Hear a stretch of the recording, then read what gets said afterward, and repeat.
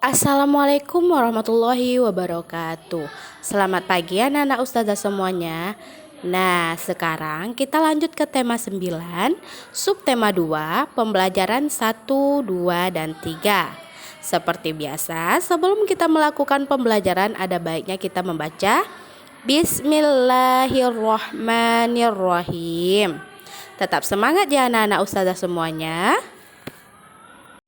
Iklan elektronik adalah iklan yang penyebarannya menggunakan media elektronik.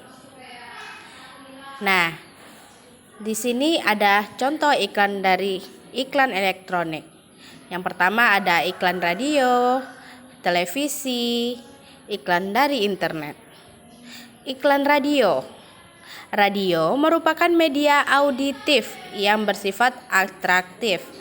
Artinya, radio adalah media yang mengandalkan pendengaran untuk menyapa pendengarnya. Iklan radio memiliki karakteristik hanya dapat didengarkan melalui audio atau suara saja.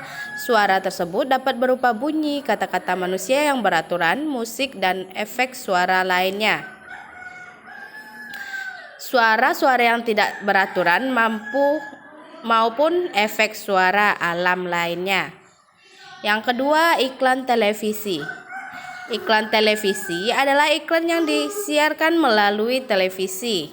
Iklan televisi sangat menarik karena merupakan kombinasi dari suara, gambar, dan gerak. Iklan televisi memiliki karakteristik yaitu dapat dilihat dan didengar. Oleh karena itu, iklan yang disampaikan melalui televisi sangat menarik perhatian dan sangat mengesankan. Dan selanjutnya iklan internet. Nah, anak-anak ustazah, iklan internet adalah iklan yang ditampilkan melalui jaringan internet. Bentuknya beragam, ada iklan yang hanya dapat didengar, ada pula yang dapat dilihat sekaligus didengarkan. Iklan internet mampu meningkatkan kapasitas dan kecepatan perputaran informasi. Melalui internet, informasi dapat disampaikan secara dramatis dan interaktif. Nah, anak-anak ustazah, sekarang coba perhatikan 3 paparan melalui iklan radio, televisi, dan internet. Yang pertama, paparan iklan melalui radio. Untuk menayangkan iklan melalui radio, perlu dibuat naskah terlebih dahulu. Naskah iklan radio sesuai konsep dari produk yang akan diiklankan. Naskah iklan radio dibuat dengan mempertimbangkan skenario iklan, baik dialog, monolog, musik, maupun efek suara. Musik dan efek suara dalam naskah iklan radio diperlukan untuk menciptakan suasananya yang mendukung skenario. Nah, coba perhatikan ini ya nak, iklan pewangi ruangan. Efek suaranya ada suara lalat, anak perempuan, mama kamar adik banyak lalat. Wah, mungkin karena bau tak sedap dik. Nah, itu contoh dari iklan paparan melalui radio ya nak. Selanjutnya, paparan iklan melalui televisi. Pembuatan iklan televisi diawali dengan membuat rancangan dalam bentuk skrip dan papan cerita, sketsa gambar yang disusun berurutan sesuai naskah. Setelah disetujui oleh pengiklanan, barulah rancangan iklan itu dibuat di rumah produksi. Nah, ini contohnya ya nak, kalau melalui iklan televisi. Nah, ini contoh ketiga paparan iklan melalui internet. Nah, bisa dilihat ya anak-anak ustazah. Iklan tersebut merupakan iklan internet jenis banner. Iklan internet jenis banner yaitu iklan pada papan iklan mini yang tersebar pada sebuah halaman web. Isi iklan internet tersebut adalah menawarkan produk makanan. Itu Yumimi. Saat bersantai jadi semakin hangat. Itu contoh iklannya ya nak. Materi adalah setiap objek atau segala sesuatu yang menempati ruangan yang mempunyai massa. Banyak jenis materi di lingkungan sekitarmu, misalnya air, batu, pasir, tanah, kayu, besi, emas, plastik, dan oksigen atau udara. Materi yang banyak jenisnya tersebut dapat dikelompokkan menjadi benda padat, cair, dan gas. Berdasarkan komponen penyusunnya, materi dibedakan atas zat tunggal dan zat campuran. Zat tunggal atau disebut zat murni adalah zat komponen penyusunnya hanya satu zat atau materi. Zat tunggal dapat berupa unsur dan senyawa. A. Unsur zat kimia yang tak dapat dibagi lagi menjadi zat yang lebih sederhana, yaitu unsur logam dan unsur non-logam. Unsur logam: perak, besi, emas, dan platina. Sedangkan unsur non-logam: hidrogen, oksigen, nitrogen, dan karbon. Yang B. Senyawa adalah zat tunggal yang terbentuk dari beberapa unsur. Contohnya senyawa adalah garam dan air serta gula.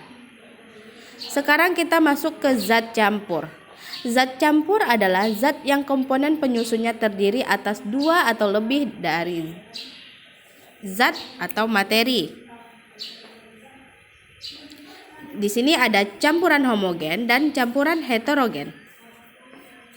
Campuran homogen, campuran yang terdiri atas dua materi atau zat yang dapat menyatu secara merata. Sedangkan heterogen, campuran yang terdiri atas dua zat atau materi berbeda yang tidak dapat menyatu secara sempurna.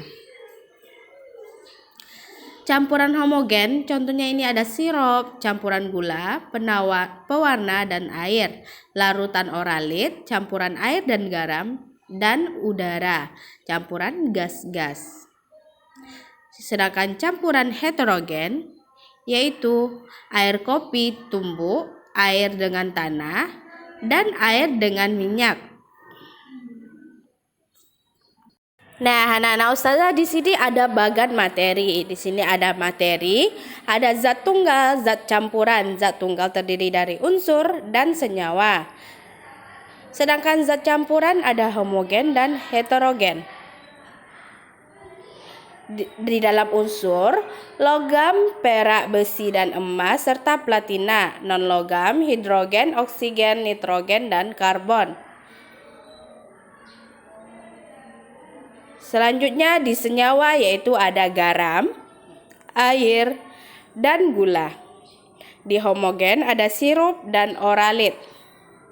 Dan di heterogen, air kopi tumbuk, air dengan tanah, dan air dengan minyak. Nah, sekarang kita masuk ke pembelajaran 2 ya nak, benda dalam kegiatan ekonomi.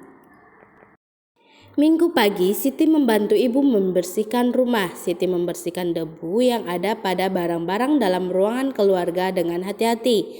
Siti membersihkan ruangan tamu dibantu adik. Banyak barang dalam ruang keluarga Siti. Ada meja, kursi, televisi, radio, dan komputer. Televisi, radio, dan komputer sengaja ayah Siti taruh di ruang keluarga. Tujuannya agar semua anggota keluarga bisa berkumpul dalam satu ruangan, meski berbeda-beda aktivitas. Saat keluarga Siti membersihkan rumah, mereka kadang sambil mendengarkan lagu-lagu dari radio. Di ruang keluarga, Siti sering ditemani ayah mencari informasi dari internet melalui komputer. Sementara itu, adik didampingi ibu duduk di kursi nonton televisi. Keluarga Siti hidup rukun. Kerukunan keluarga Siti juga tampak saat bekerja sama membersihkan rumah. Di ruang keluarga Siti ada beberapa alat elektronik. Siti membersihkannya dengan hati-hati. Apa saja alat-alat elektronik yang ada di ruangan Siti tadi ya anak-anak ustazah?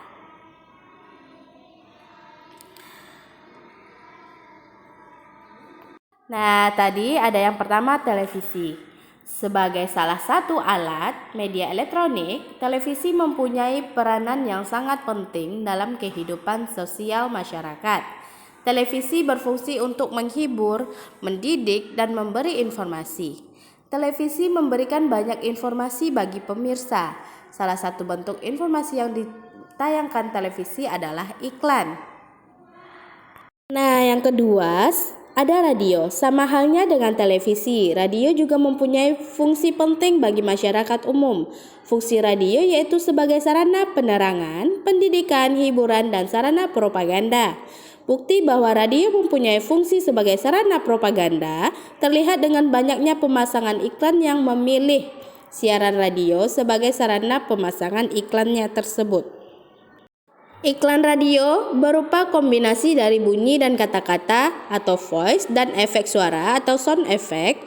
Iklan radio hanya dapat didengar, tidak dapat dilihat seperti iklan televisi. Oleh karena itu, radio dikenal dengan media audio.